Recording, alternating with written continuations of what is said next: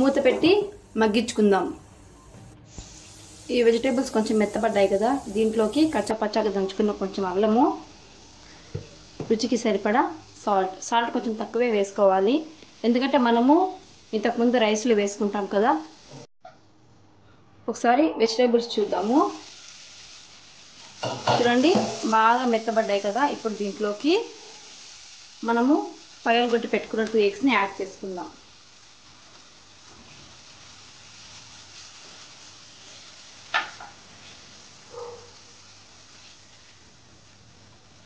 కొద్దిసేపు మూత పెట్టేసుకుందాం.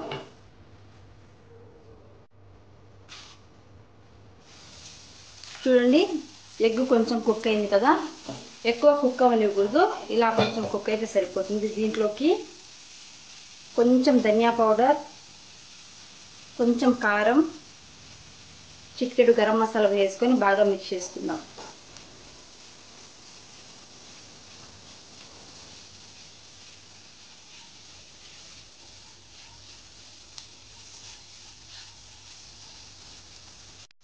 చూడండి ఈ వెజిటేబుల్స్ అంతా బాగా పచ్చి వాసన రాకుండా కుక్ అయ్యాయి కదా. దీంట్లోకి ఒక 1/2 స్పూన్ సోయా సాస్ యాడ్ చేసుకుందాము. ఇప్పుడు మనం బాయిల్ చేసి పెట్టుకున్న రైస్ ఉంది కదా, ఇదంతా దీంట్లోకి వేద్దాం. నేను మొత్తం 3 కప్స్ వేసుకున్నానండి. స్టవ్లో ఫ్లేమ్లో పెట్టుకొని బాగా మిక్స్ చేసుకుందాం.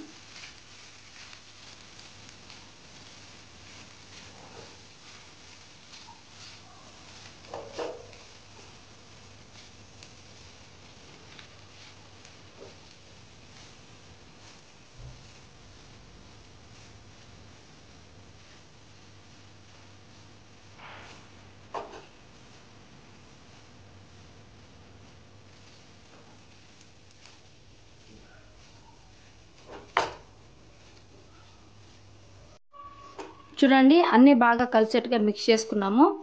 ఇప్పుడు స్టవ్ ఆఫ్ చేసేసుకుందాం. ఫైనల్గా quinoa egg fried rice ready.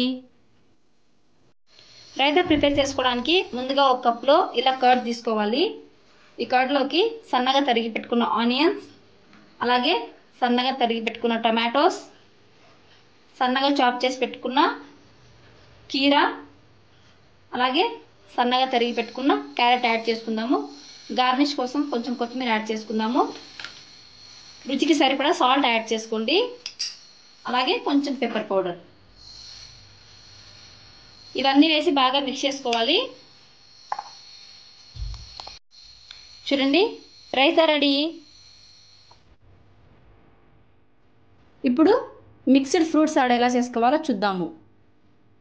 ముందుగా మిక్స్డ్ ఫ్రూట్స్ యాడ్ చేసుకోవడానికి ఒక బౌల్ని తీసుకుందాము. ఈ బౌల్లోకి హాఫ్ కంటే తక్కువ జామకాయని వేసుకుందాము. చిన్న కప్పుతో 1 కప్పు పొమగ్రానేట్స్ వేసుకుందాము, సీడ్స్. ఒక 3 నుంచి 4 ఆరెంజ్ పీసెస్ని వేసుకుందాము. ఒక 4 ముక్కల యాపిల్స్ని కట్ చేసుకుందాము. దీంట్లోకి రుచికి సరిపడా బ్లాక్ సాల్ట్ వేసుకుందాము, అలాగే కొంచెం చాట్ మసాలా యాడ్ చేసుకుందాము. ఒక హాఫ్ లెమన్ని మిక్స్ చేసుకుందాం. అన్నీ వేసి బాగా మిక్స్ చేసుకున్నాం కదా. Mixed fruit salad ready. ఇప్పుడు పోహా విత్ మిక్స్డ్ వెజ్జెస్ ఎలా చేయాలో చూద్దాము. ఇప్పుడు పోహా ప్రిపేర్ చేసుకుందాము. పోహా ప్రిపేర్ చేసుకోవడానికి ఫస్ట్ ఒక పట్టుకుల్ని తీసుకున్నాను. 2 టైమ్స్ బాగా వాష్ చేసేసుకోవాలి. పోహాలోకి కొన్ని వాటర్ని యాడ్ చేసేసుకొని ఒక 5 మినిట్స్ నానబెట్టుకుందాము. చూడండి 5 నిమిషాలు అటుకులు బాగా నానాయి. ఇప్పుడు దీంట్లో వాటర్ని అంతా పిండేసుకొని ఇలా ఒత్తుకొని పక్కన పెట్టుకుందాం. మొత్తం అటుకుల్ని ఇలా నీళ్లు తీసేసి బాగా పిండి పెట్టుకున్నాము. పోహా చేసుకోవడానికి స్టవ్ ఆన్ చేసుకొని ఒక కడాయి పెట్టుకున్నాము. కడాయిలోకి కొంచెం ఆయిల్ యాడ్ చేసుకుందాం. ఆయిల్ వేడెక్కింది. ఆయిల్లోకి కొంచెం జీలకర్ర వేసుకుందాము, కొంచెము మినపప్పును వేసుకుందాము, అలాగే కొంచెం పల్లీలను యాడ్ చేసుకుందాము. వీటిని బాగా వేయించుకుందాము. బాగా వేగాయి కదా, ఇందులోకి కొంచెం అల్లం పేస్ట్ యాడ్ చేసుకుందాము.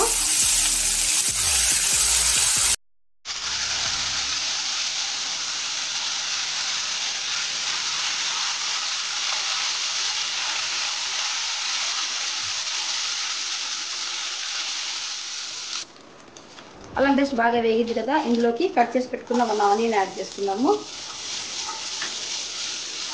ఆనియన్ మెత్తబడేంత వరకు బాగా వేయించుకుందాము. ఆనియన్స్ చూడండి బాగా వేగి మెత్తపడ్డాయి. ఇందులోకి గ్రీన్ పీస్ని యాడ్ చేసుకుందాము. అలాగే సన్నగా తురిమి పెట్టుకున్న క్యారెట్ని యాడ్ చేసుకుందాము.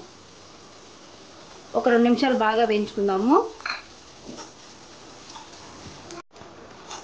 చూడండి గ్రీన్ పీస్ క్యారెట్ మెత్తబడ్డాయి కదా, ఇప్పుడు ఇందులోకి రుచికి సరిపడా సాల్ట్ యాడ్ చేసుకోండి. చిటికెడు పసుపు, కొంచెం పెప్పర్ పౌడర్, అలాగే కొంచెం చిల్లీ పౌడర్, కొంచెం ఇంగువను యాడ్ చేసుకోండి.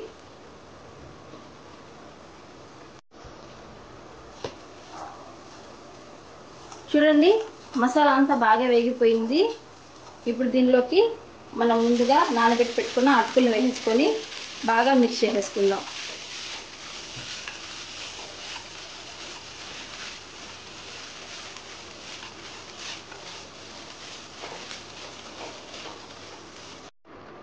చూడండి మసాలా అటుకులు అంతా బాగా కలిపేసుకున్నాం కదా, బాగా మిక్స్ అయిపోయింది. ఇప్పుడు స్టవ్ ఆఫ్ చేసేసుకొని బౌల్లోకి సర్వ్ చేసేసుకుందాం. చూడండి యమ్మీ and tasty mixed veg poha ready. Cucumber salad చేసుకోవడానికి ముందుగా కుకుంబర్ని ఇలా సన్న స్లైసెస్గా కట్ చేసి పెట్టుకోవాలి. ఈ స్లైసెస్లోకి ఇలా సన్నగా చాప్ చేసుకున్న ఆనియన్స్ని యాడ్ చేసుకోవాలి.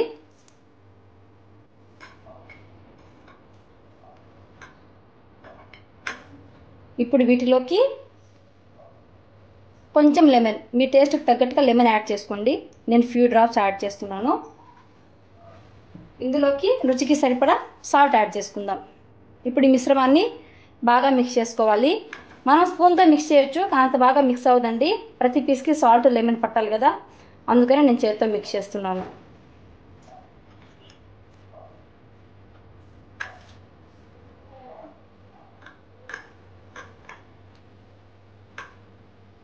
Cucumber salad ready.